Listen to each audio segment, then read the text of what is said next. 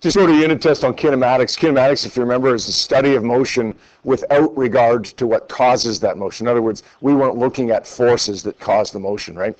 Today we're going to start a new unit, dynamics, which is the study of motion with regard to what causes the motion. In other words, this unit we're talking about forces. Now, that doesn't mean that all that stuff we did in the last unit is done and we're not going to use it again. We will. We'll come back to it. We'll use it again.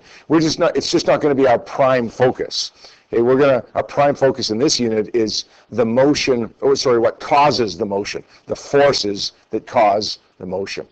You guys should remember from, I don't know, when you did this, grade 6, I think, you did a flight unit, talked about forces, you would have defined force. We don't get any more detailed on that now. In the end, a force is a force. What you defined it as in grade 6 is exactly what you define it as in grade 11, and that's exactly what you define it as in your third year university if you take physics. What is a force? It's a simple little 4-word definition. Yep. It's a push or a pull. That might have been 5 words, I'm not sure, but it's a push or a pull. That's it. That's it. If something pushes on something else or something pulls on something else, that's a force. And you think about that, what causes motion? Well, you got to push something to cause motion, or you got to pull something to cause motion. So that's a force. Now, there's 2 things that a force can do. I mean, clearly a force can cause motion, right? But we're going to be a little bit more specific with that. 2 things that a force can do. Clearly, as I said, it can cause motion, but specifically, it can cause an object to accelerate.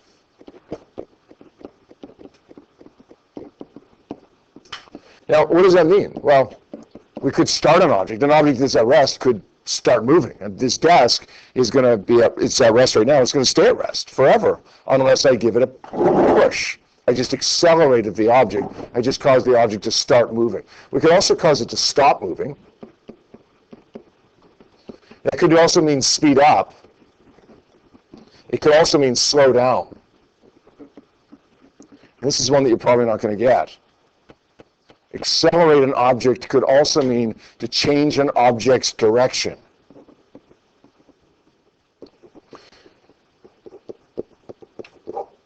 You guys remember what acceleration is defined as? A definition for acceleration from our last unit. We just wrote a test on this 2 days ago. Rachel? Good, perfect. The rate of change of velocity. And velocity is a vector, so it depends upon magnitude and direction, right?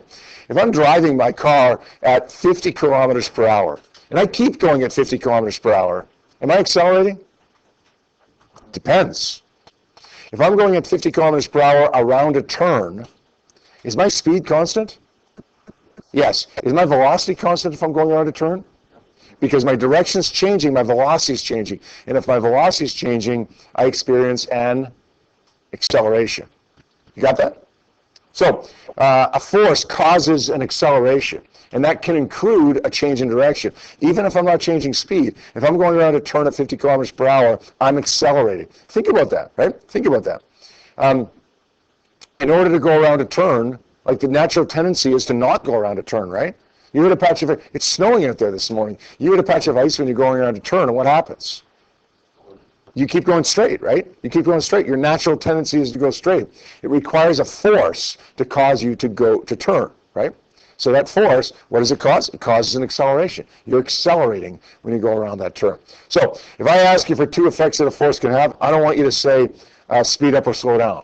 I don't want you to say change direction or start an object. Okay, I want you to say accelerate an object, because all of those things fall within the umbrella of acceleration. Now, what's the other thing that a force can do? If you think about this, you might get this. What's the other thing that a force can do besides cause an acceleration? Think of a scenario where something isn't speeding up or slowing down or starting or stopping or changing direction, but yet there's still a force acting on it. Like, for instance, when I take this Gatorade bottle, go ahead. No, not really keep something in place. Like, yeah, change the shape of something. Look, here's a water bottle or a Gatorade bottle right now. If I apply force on that, I squeeze it, What am I doing? I'm not accelerating this object, right? What am I doing? I'm deforming it. I'm changing the shape of it, right? Even when I push on the wall here, you might not see this, but when I push on the wall, I'm clearly not accelerating the wall, right? But if you were to look at it microscopically, you would see that the wall is deformed at that spot. You know, you feel it. Your hand is deformed a little bit, right? Why? Because there's a force applied on it. Right? It's not accelerating, so it must be deformed. Let's say the second thing that a force can do is deform an object. Is it possible to do both at the same time? Accelerate an object and deform an object with a force?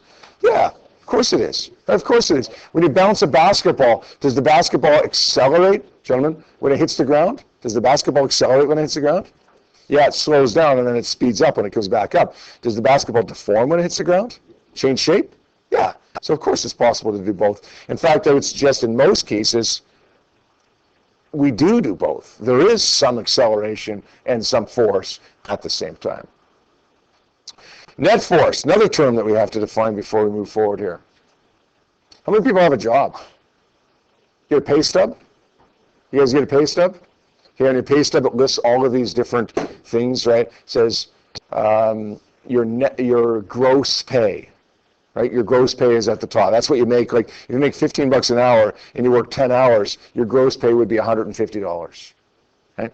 But then they might add vacation pay on top of that, which is, I don't know, 3 or 4% or something like that. And then they might add to that a bonus because you were a really good worker or something like that. And then they might add to that a negative value that is employment insurance premiums. Or they might add a negative value that is, well, for me, pension contributions or healthcare contributions or income tax, right? And as negative values. They add all those things together. And if you have a job and you get a pay stub, what does it say at the bottom? What does it say at the bottom? The final amount that you have, that your check is. What does it say? Your net pay. Your net pay. What does net mean? In that context, after taxes, yeah. And how do you get the value that you get after taxes and after deductions and so on? All the variables added. Good. All the variables added together. The net force is the total force. The sum of the forces.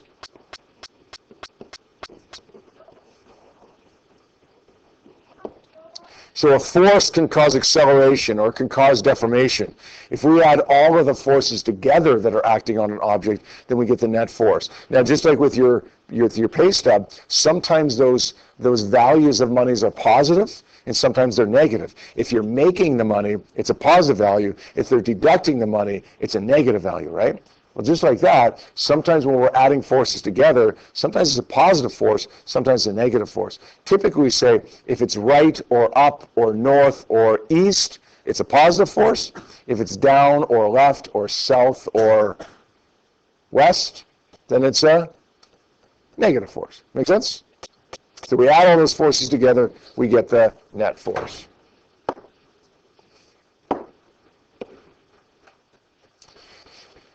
Man, terms just keep coming at the start of the unit. Well, we have to have a language to speak, right? At the beginning of last unit, what did we do? We defined position, displacement, distance, time, velocity, and so on, right? We have to have a language to speak through this unit. So that's what we're kind of doing today here. Inertia. You've heard that word before. Back in junior high when you used to watch Bill Nye the Science Guy videos. Inertia is a property of matter. It is, right? Did you ever think about what inertia is? Yeah. It's an object's tendency to keep the motion that it already has. Good. That's a very good definition. An object's tendency to keep the motion that it has. In other words, if an object is moving, it has a tendency to keep moving. In fact, in a straight line. It doesn't even want to change direction. And it doesn't want to change speed. It wants to just keep doing exactly what it's doing. If an object is at rest, it wants to stay at rest. The more tendency it has to stay at rest, the more inertia it has. The more tendency it has to keep moving, the more inertia it has. In other words, the more tendency it has to keep doing what it's doing, the more inertia it has. What does inertia depend upon? In fact, just the opposite. Like, I shouldn't say just the opposite, but it doesn't depend upon force at all. Depends upon mass. Yeah, if something is heavier, then it has a higher tendency to keep doing what it's doing, right? If you have an object, like a ball, say, rolling down a hill, that ball has a higher tendency to keep rolling down the hill if it's heavier. If you have a semi-truck sitting on the road, it is a higher tendency to, not moving now, it is on the road, just at rest, it is a higher tendency to stay at rest than a little kid in a go-kart. Right? The heavier something is, the more the tendency is to keep doing what it's doing, and therefore the more inertia it has.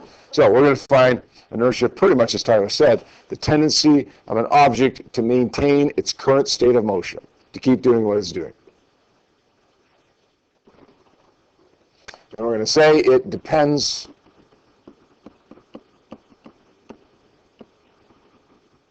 on mass, and mass only. A lot of people think it depends upon velocity as well. It does not.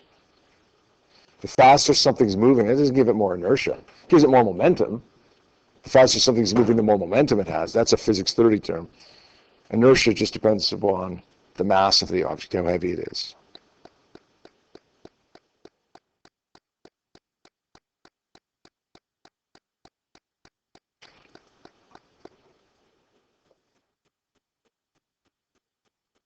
Good news is we don't have too much more. Well then, show you a little demonstration, do a couple more little things, and call it a day. Newton's first law, also sometimes called the law of inertia. There's your hint as to what it says. Newton's first law has two aspects to it. Have you guys heard this law before, the law of inertia? Newton's first law? Yeah, Xander? Do you know what it says?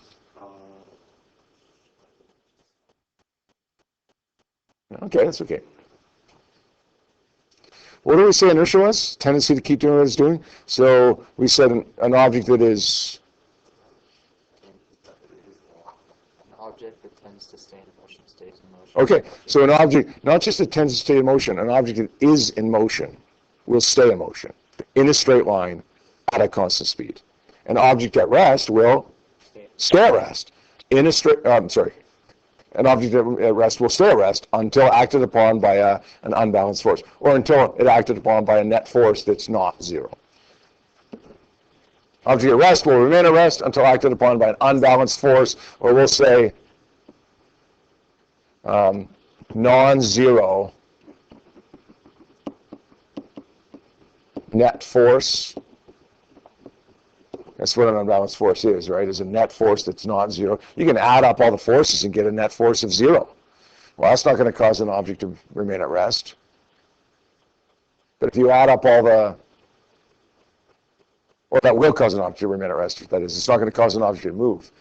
But if you add up all the forces together, taking into account positive and negative, and it's not zero, that will cause an object to move. Because a non-zero net force is an unbalanced force. An unbalanced forces cause movement, cause acceleration. Everyone says an object in motion will continue in motion, in a straight line, at a constant speed, until acted upon by an unbalanced force, a non-zero net force.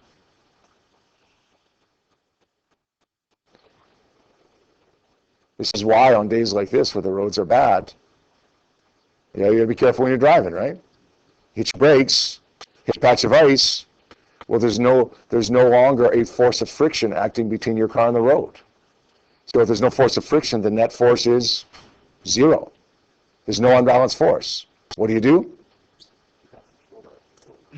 You keep going in a straight line, right? In the absence of friction between your car, between your tires and the road, you keep going in a straight line. And then you have an accident.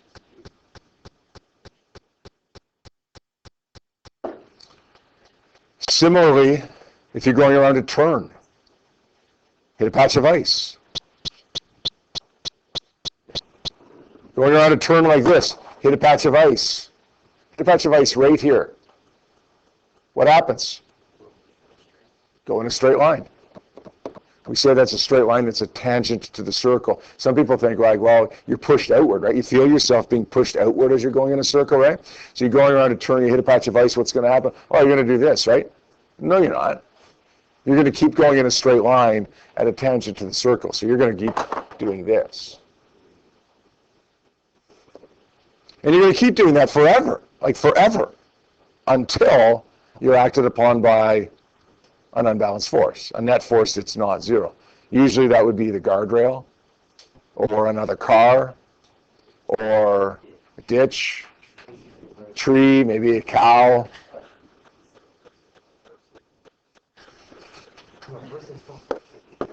Just a couple more terms here now, and then we'll call it a day. Equilibrium. It's all related to the same stuff, right? So this isn't completely from left field.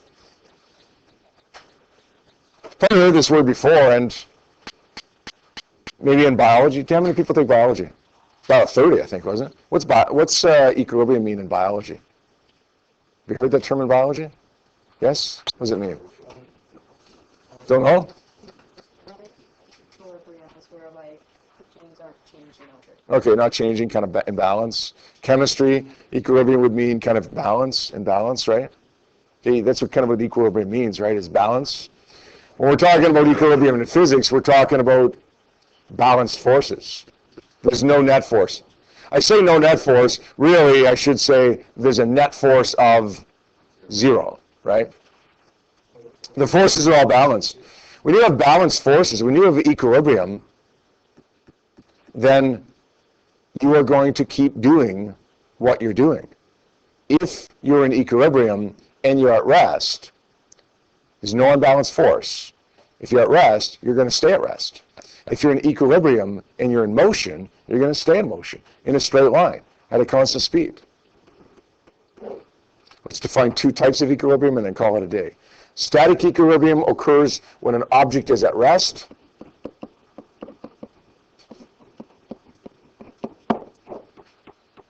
When an object is at rest, where the net force equals zero. That makes sense what I'm writing there? And F net is equal to zero. There's no unbalanced force. What's going to happen? What's going to happen? If an object is in static equilibrium, it's at rest. What's going to happen to it? It's going to stay at rest. An object is in translational equilibrium, it means it's moving at a constant velocity. It's not just moving. It's moving at a constant velocity. Because if it's a translational equilibrium, once again, the net force is equal to zero. And if the net force is equal to zero, it can't accelerate and it can't change direction. What's going to happen to it? It's going to keep moving at a constant velocity. And what do we mean by constant velocity? Straight line, same speed, right? Keeps going at a constant speed in a straight line. So remember this going forward. Whenever you see an object that is at rest, you know that it is in a state of static equilibrium, and the net force must be zero. But more importantly, when you see an object that is moving at a constant velocity, remember the net force acting on it must be zero. Otherwise, it wouldn't be moving at a constant velocity. If it's moving at a constant velocity, it's in a state of translational equilibrium, and there can't be an unbalanced force acting on it.